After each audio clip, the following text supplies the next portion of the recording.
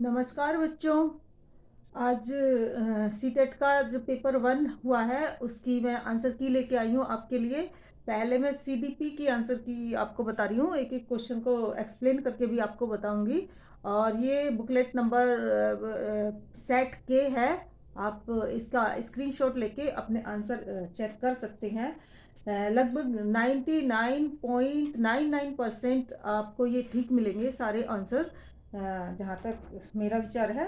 तो चलो देखते हैं। सबसे पहला क्वेश्चन है, विविध पृष्ठभूमियों के अधिगमकर्ताओं को संबोधित करने हेतु एक अध्यापक को क्या चाहिए? बताइए क्या करना चाहिए। तो इसका ऑप्शन 4 सही होगा, विविध विन्यासों से उदाहरण लेने चाहिए। क्वेश्चन नंबर 2 है, समस्या समाधान क्षमताओं को किस प्रकार सुसाध्य किया जा सकता है? तो इसका ऑप्शन नंबर 1 सही है, समरूपों के इस्तेमाल को बढ़ावा देकर। क्वेश्चन नंबर 3 है, अधिगम कठिनाइयों से जूझते हुए छात्रों की जरूरतों को संबोधित करने के लिए एक अध्यापक को क्या नहीं करना चाहिए? तो क्या नहीं करना चाहिए एक अध्यापक को? इसका ऑप्शन नंबर 2 सही है, शिक्षा शास्त्र और आकलन की जटिल संरचनाओं का प्रयोग नहीं करना चाहिए। जटिल संरचनाओं का प्रयोग नहीं करना चाहिए। क्वेश्चन नंबर 4 है, सृजनात्मकता की पहचान का प्रमुख लक्षण क्या है? तो अपसारी चिंतन है, डाइवर्जेंट थिंकिंग है। तो इसका ऑप्शन नंबर 4 सही होगा, 4 का। क्वेश्चन नंबर 5 है, निम्न में से अध्यापन अधिगम का सबसे प्रभावशाली माध्यम कौन सा है? तो ये है ऑप्शन नंबर 4, संकल्पनाओं के बीच संबंध को खोजना। क्वेश्चन नंबर 6 है, एक अध्यापिका को दिए गए किसी कार्यकलाप में छात्रों की विभिन्न त्रुटियों का विश्लेषण करना चाहिए, क्योंकि क्वेश्चन नंबर 6 का ऑप्शन होगा इसका 4, त्रुटियों की समझ अध्यापन अधिगम प्रक्रियाओं के लिए अर्थपूर्ण है। इसका ये होगा। क्वेश्चन नंबर 7 है, अधिगम की अभिप्रेरणा को किस प्रकार कायम रखा जा सकता है? तो इसका ऑप्शन 4 सही है, और ये है प्रवीणता अभिमुखी लक्ष्यों पर जोर देकर। समझ में आ रहा होगा आपको, focusing on the mastery oriented goals. ठीक है। क्वेश्चन नंबर 8 है, शर्मिंदगी। शर्मिंदगी का क्या होगा? इसका भी ऑप्शन 4 होगा, नकारात्मक प्रभाव पड़ सकता है शर्मिंदगी का। तो यही होगा, शर्मिंदगी का संज्ञान पर नकारात्मक प्रभाव पड़ सकता है। क्वेश्चन नंबर 9 है, अधिगम का संरचनात्मक विचार यह सुझाव देता है कि ज्ञान की संरचना में तो इसका ऑप्शन नंबर 1 सही है, बच्चे सक्रिय भूमिका निभाते हैं। क्वेश्चन नंबर 10 है, अधिगम के लिए निम्न में से कौन सी धारणा उपयुक्त है? तो इसका ऑप्शन नंबर 3 सही है, योग्यता सुधार्य है, यानी कि योग्यता को सुधारा जा सकता है, बढ़ाया जा सकता है। क्वेश्चन नंबर 11 है, निम्न में से कौन सी परिपाटी विद्यार्थियों में संकल्पनात्मक समझ में बढ़ोतरी करने में सहायक है? तो इसका आंसर होगा ऑप्शन नंबर 2, अन्वेषण और संवाद। ठीक है। एक आध क्वेश्चन में हो सकता है कि डाउटफुल हो, बाकी सारे बिल्कुल सही ऑप्शन है एकदम से। 12वां क्वेश्चन है, बच्चों को सीखने में कठिनाई होती है जब जो है सूचना अलग अलग टुकड़ों में प्रस्तुत की जाए। जब सूचना को हम काट काट के टुकड़ों में बांट के देंगे इधर उधर से, तो बच्चों को कठिनाई होगी, बाकी सभी में नहीं होगी। अगर सामाजिक संदर्भ में सीखेंगे बच्चे तो आसानी से सीखेंगे। सूचना विषय वस्तु को बहु रूपों में प्रस्तुत किया जाएगा, तो तब भी उनकी समझ बढ़ेगी। और आंतरिक रूप से वो अभिप्रेरित होंगे तो बड़ी जल्दी और भी सीखेंगे। तो इसका ऑप्शन नंबर 3 ही सही है, क्वेश्चन नंबर 12 का। क्वेश्चन नंबर 13 पे आ जाते हैं, अधिगम की सर्वोत्तम अवस्था कौन सी होती है? तो इसका ऑप्शन होगा संतुलित उत्तेजना और कोई भय नहीं। तो ये होगा इसका ऑप्शन नंबर फर्स्ट, 13 का ऑप्शन नंबर 1 सही होगा। क्वेश्चन नंबर 14, बच्चों के विकास की व्यक्तिगत भिन्नताओं को किस पर प्रतिरोपित किया जा सकता है? तो व्यक्तिगत भिन्नता और वो अनुवांशिकता और पर्यावरण की पारस्परिकता पर। ऑप्शन नंबर 2 इसका सही होगा, 14 का।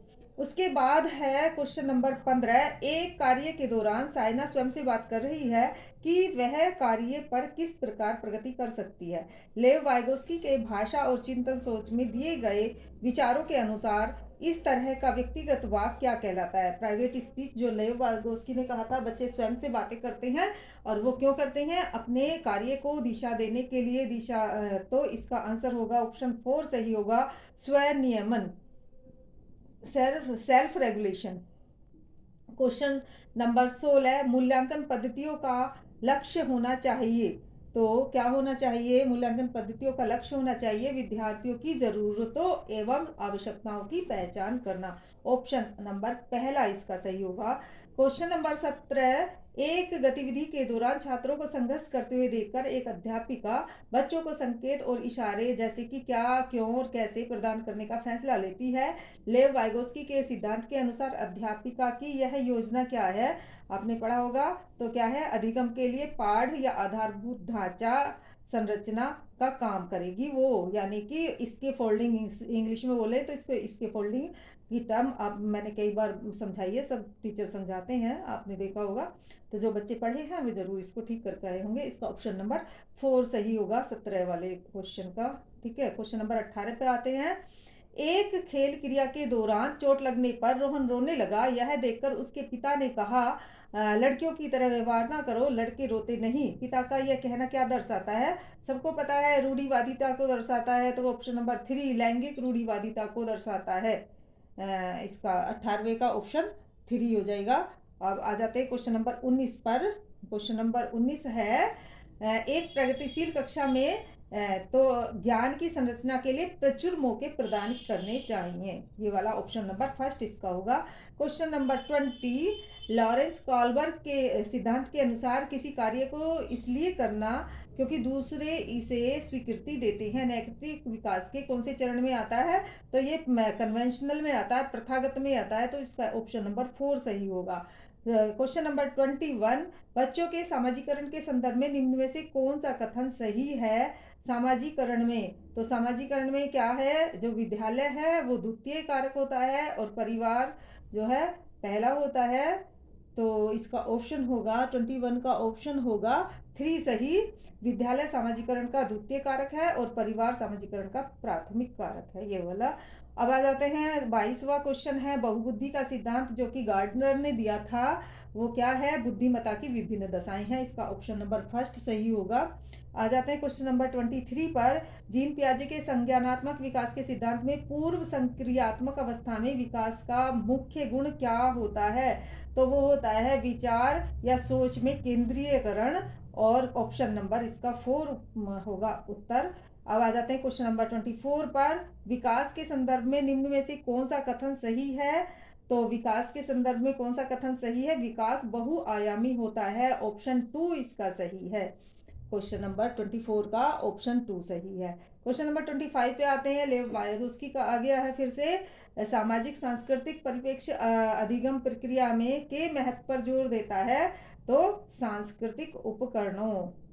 ठीक है, सबका सही गया होगा ये, क्योंकि सामाजिक और सांस्कृतिक नाम आ जाएगा लेव वाइगोस्की में, तो वही उसका होगा लेव वाइगोस्की का। अब आ जाते हैं 26 पर। जीन पियाजे ने अपने संज्ञानात्मक विकास के सिद्धांत में संज्ञानात्मक संरचनाओं को के रूप में वर्णित किया है, तो स्कीमा के रूप में वर्णित किया है, तो इसका ऑप्शन 2 होगा 26 का। अब जाते हैं क्वेश्चन नंबर 27 पर। एक समावेशी कक्षा में पर जोर होना चाहिए, किस पर जोर होना चाहिए? अवसर प्रदान करने पर, तो इसका ऑप्शन नंबर 2 होगा। हर बच्चे के सामर्थ्य को अधिकतम करने के लिए अवसर प्रदान करने चाहिए। चलिए अब जाते हैं क्वेश्चन नंबर 28 पर। दिव्यजन अधिकार अधिनियम 2016 के अनुसार उनको दिव्यांगता बोला जाता है। दिव्यांग छात्र जिसे शारीरिक दिव्यांगता है, ये बोला जाता है उन्हें। समझ में आ गया? ज्यादातर बच्चों ने ऑप्शन 4 लगाया होगा, लेकिन इसका आंसर है ऑप्शन 1।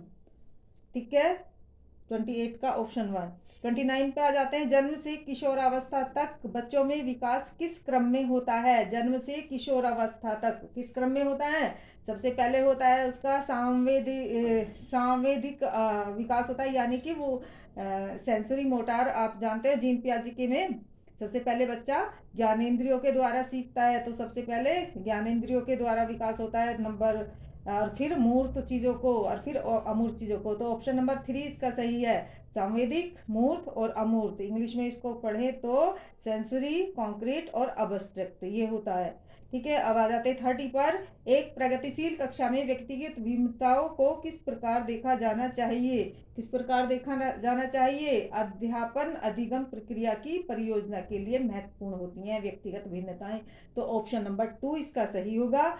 देखो बच्चों, मेरे अकॉर्डिंग ये 99.9% जो है आंसर की आपकी बिल्कुल सही है। आप इसको मिला लेना।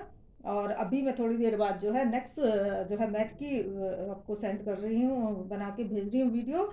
और उसमें मैं मैथ के क्वेश्चन आपको एक्सप्लेन करके भी बताऊंगी आंसर निकाल के। ठीक है, बाय।